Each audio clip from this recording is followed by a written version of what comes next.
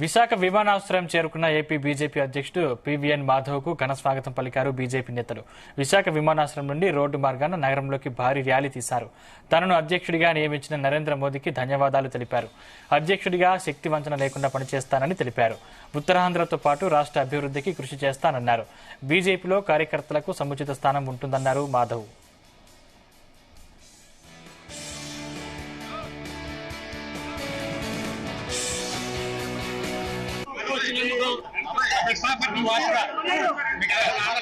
అందరికీ నమస్కారం. మా నాన్నగారి యొక్క దీవెనలు, అమ్మగారి దీవెనల కారణంగా ఏదైతే భారతీయ జనతా పార్టీలో ఇవాళ నాకు ఒక ఉన్నత స్థానాన్ని ఇవ్వటం ఏదైతుందో నిజంగానే నేను ఇది బాధ్యతగా అలాగే గర్వంగా కూడా ఫీల్ అవుతున్నాను. ఈరోజు దేశంలోనే భారతీయ జనతా పార్టీ ఒక అగ్రగామి పార్టీగా దేశవ్యాప్తంగా ఒక అద్భుత ప్రభుత్వాన్ని నడిపిస్తుంది. ఇంత గొప్ప పార్టీ అంటే ఒక సిద్ధాంత ఆధారంగా ఈ దేశాన్ని నిర్మించాలని చెప్పి, ఒక దేశభక్త యువతని తయారు చేయాలని చెప్పి, ఆ విధంగానే దేశ నిర్మాణం కోసం ఇవాళ అనేక పనులు చేస్తుంది.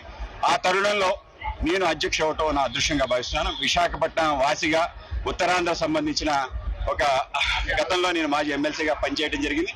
తప్పనిసరిగా మన ప్రాంతానికి సంబంధించిన అభివృద్ధి ఏదైతే కూటమిలో ఉన్న పక్షాలతో కలిసి ముందుకెళ్ళటం, ఆ విధంగా తప్పనిసరిగా మన ప్రాంతానికి కావాల్సిన అన్ని తీసుకురావటం, అలాగే రాష్ట్రానికి సంబంధించిన అన్ని పనులు కూడా చేయటంలో అటు రాయలసీమ నుంచి ఇటు శ్రీకాకుళం వరకు అన్ని ప్రాంతాలు కూడా తిరిగిన వ్యక్తిగా, ప్రతి కార్యకర్త తెలిసిన వ్యక్తిగా, తప్పనిసరిగా ప్రతి కార్యకర్తకి సముచిత స్థానం వచ్చే విధంగా భారతీయ జనతా పార్టీ ఆంధ్రప్రదేశ్ లో ఒక సుదృఢమైన పార్టీగా అందరూ కూడా ఒక ప్రత్యామ్నాయ శక్తిగా తయారు చేయటం, రాబో కాలంలో ఆ విధంగా ముందుకు వెళ్లాలని చెప్పి అనుకుంటాం. నరేంద్ర మోడీ గారు ఏదైతే పరిపాలన చేస్తున్నారో, ఏవైతే పథకాలు ఆయన రచించారో, తప్పనిసరిగా ప్రతి ఇంటికి వెళ్లి మీ ఇంటికి మోడీ గారు వచ్చారు తెలుసుకోండి అని చెప్పే విషయాన్ని తెలియజేయడం ముందుకెళ్లాలని అనుకుంటున్నాం. అందరికీ ధన్యవాదాలు.